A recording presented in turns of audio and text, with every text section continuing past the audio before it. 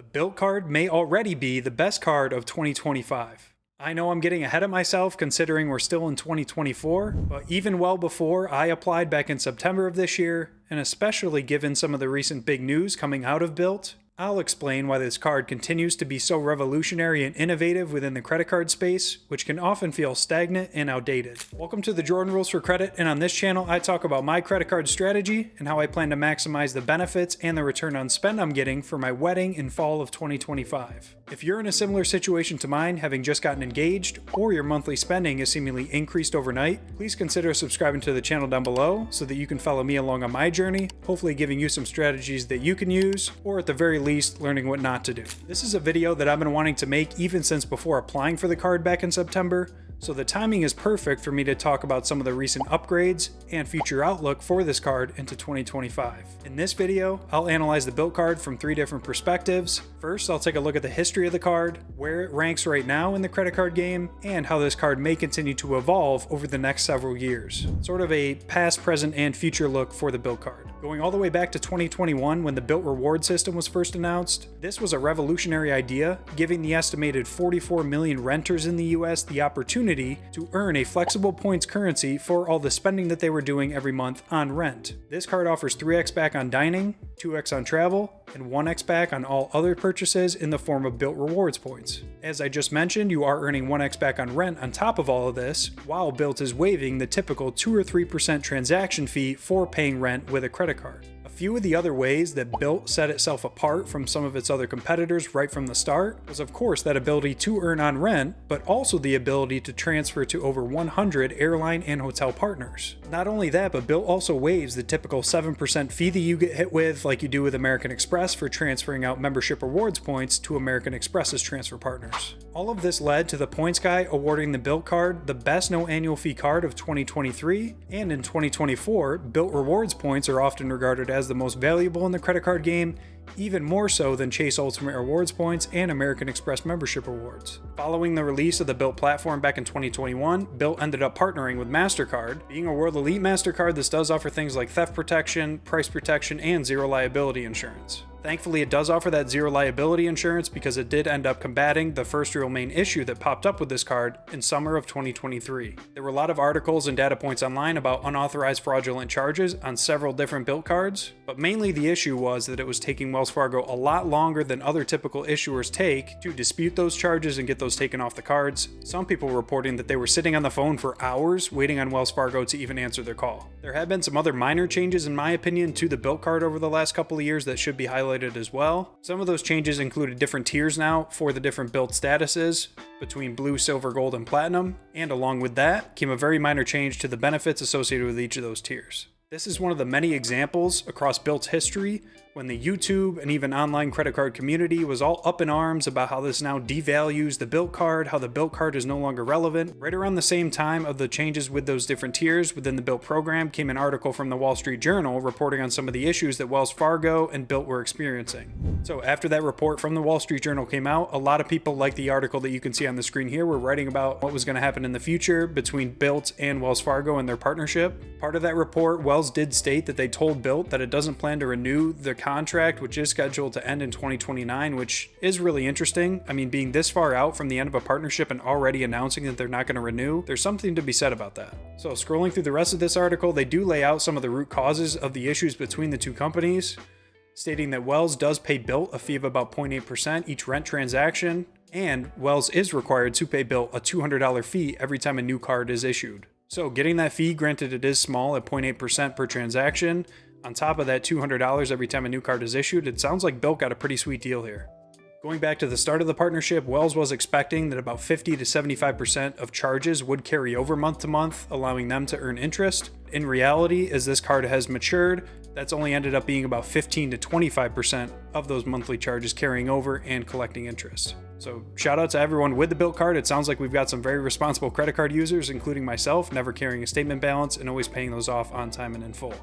So shortly after that report from Wall Street Journal came out and articles like this were written, another report came out from Bilt and a big announcement that they were making changes to the rent day benefits. If you don't know, Bilt does offer on the first of every month to double the spending multipliers for each of their categories that I mentioned before. With rent day, you're getting 6x back on dining, 4x back on travel and 2x back on other purchases. Before the change that I'll talk about in a second, you were eligible to receive those bonus points with those increased multipliers up to 10,000 Bilt points on that first of every month. This change to the rent day benefits, which again had everyone all bent out of shape and up in arms, was essentially to change that cap from only being able to earn 10,000 points, bringing that down to a 1,000 point cap for those bonus spending multipliers. To put that in perspective, you would essentially hit that cap now if you were to spend just $334 on dining. But I know at least for me, it's hard to spend $300 at restaurants in a single day, so I don't know why this would be such a major issue as it was made out to be online and on YouTube. One other interesting piece of information that this article talks about is at the very bottom mentioning that only 2% of Bilt card members were maxing out that cap of 10,000 points before this change was implemented. So if you weren't maxing out this benefit in the first place, then what's the big deal? I really don't understand all the outrage around this. From my perspective, and what Bilt has sort of mentioned in different articles and blog posts on Reddit, is that this change with the rent day benefits, essentially taking down the value that you can get on that one day, will essentially just free up Bilt and Wells Fargo to provide even more value and different benefits in the long run.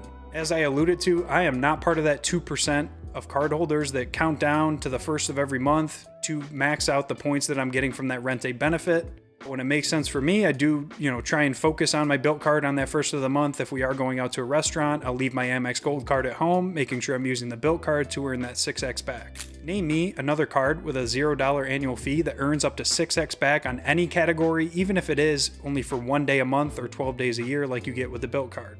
For the most part, I just try and spend 4 or 5 times a month on this card to be able to activate that 1x back on rent to hit that transaction minimum. So I highlighted some of the changes to the Bilt card over the years that, again, in my eyes were very minor changes and did make sense from Bilt and Wells Fargo's perspective. This all leads us into today and how this card currently stacks up at the end of 2024 and into 2025 with the rest of credit cards in general. And not to mention, in my opinion, this is at the top of the heap of those no annual fee cards. I'm not naive to the fact that there are some other cards, like maybe the CapitalOne Savor card, that does earn higher on a few more categories.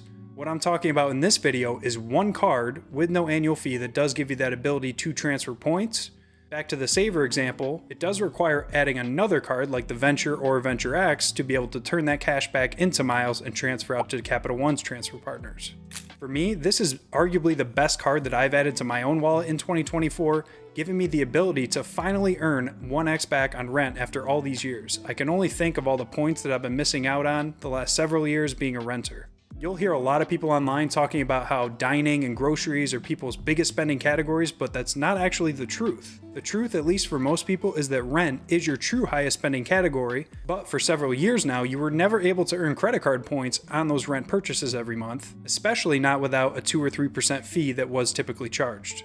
Talking about the current state of this card, as you can see from this Reddit post from Bilt's VP of Travel, he talks all about how the point system works and also explains that they always try and find different ways to innovate and also continue to maximize the value that Bilt Points holds compared to some of its competitors.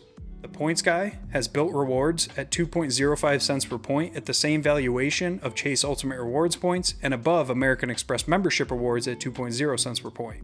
So going back to the Reddit post, within here, again, the guy's name is Richard Kerr, the VP of Travel. He talks about sort of how the point system works and gives some rough estimates into how much this ends up costing Bilt to provide such valuable points to us, the consumers. It's just a feeling that I get from Bilt, and it feels like they truly do care about making sure that their points are never devalued and that we're able to maximize the benefits that we do get.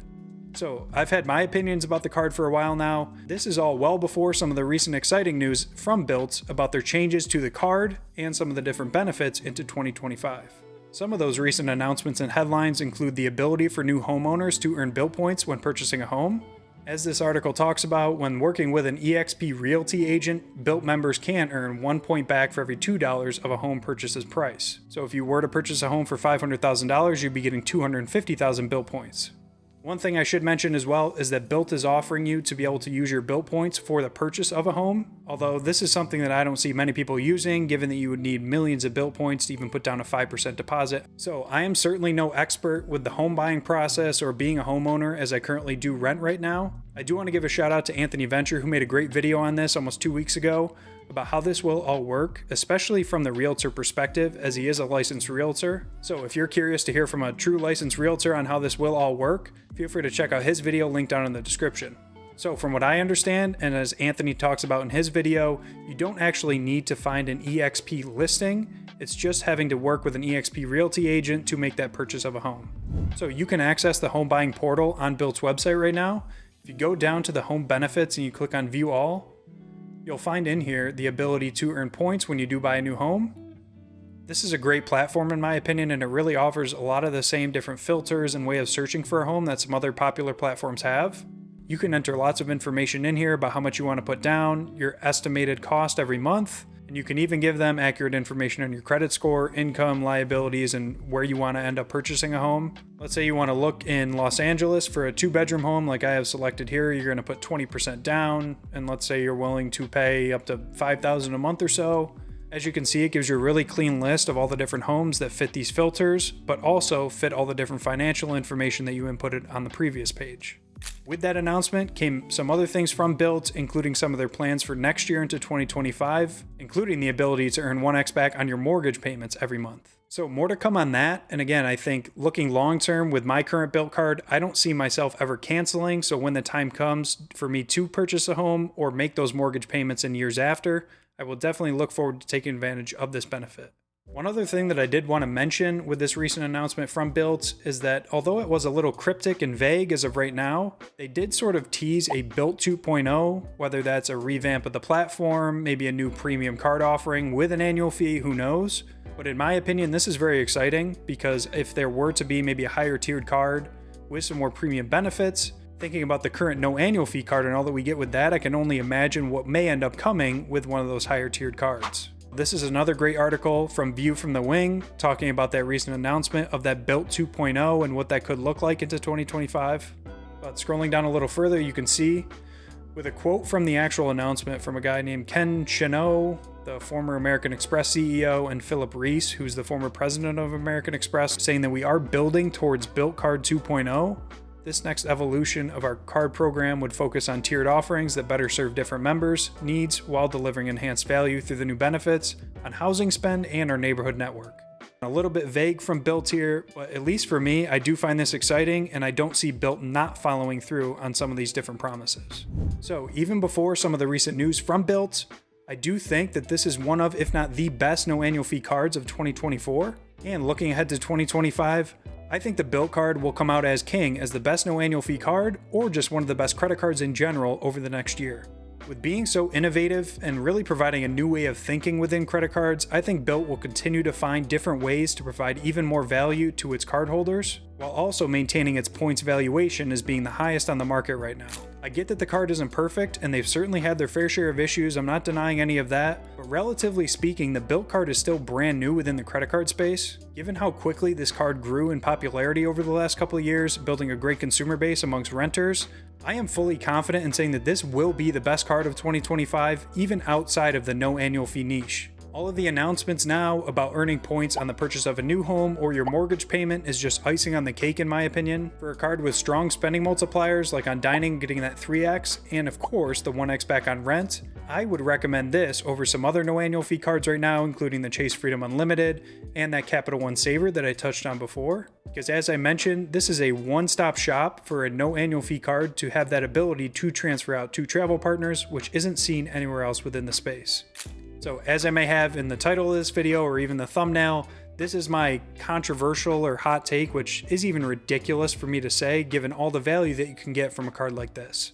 So knowing that I look at the Bilt card a little bit different from everyone else, I am expecting quite a bit of pushback from you all. So let me know down in the comments how you feel about the Bilt card right now, how you think it could potentially rank in 2025 after some of these changes, and let me know what you would recommend for the best no annual fee card for maybe someone that's looking to apply for a new card right now or someone just getting started in the credit card game. So if you got some value from the way that I analyzed the Bilt card and how I came to my opinion that it may potentially be the best card of 2025, don't forget to hit that like button and subscribe to the channel down below. I want to continue to bring more content like this to you in the future, and anything that you can do to help support the channel would be greatly appreciated. Thanks as always for watching, and I look forward to seeing you in the next one. Cheers. Go Bills.